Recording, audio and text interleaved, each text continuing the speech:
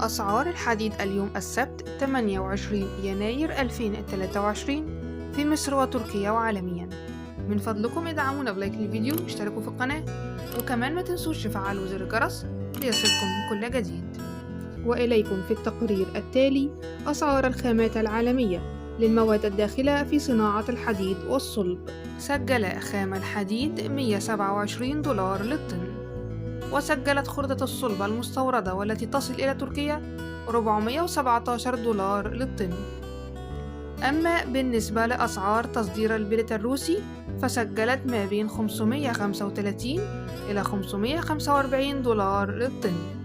كما ارتفعت أسعار حديد التسليح التركي المحلي بقيمة $5 للطن، ليسجل ما بين 710 إلى $730 تسليم أرض المصنع، ويضاف إليها 18% ضريبة القيمة المضافة وربح التجار.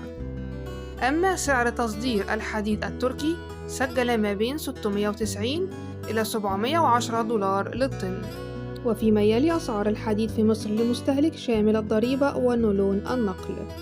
حديد عز 28,000 جنيه للطن، حديد بشاي 28,000 جنيه للطن، حديد السويس للصلب 28,000 جنيه للطن، حديد المصريين 28,000 جنيه للطن، حديد المراكبي 28,000 جنيه للطن، حديد الجرحي 28,000 جنيه للطن، الحديد الاستثماري 27,000 جنيه للطن.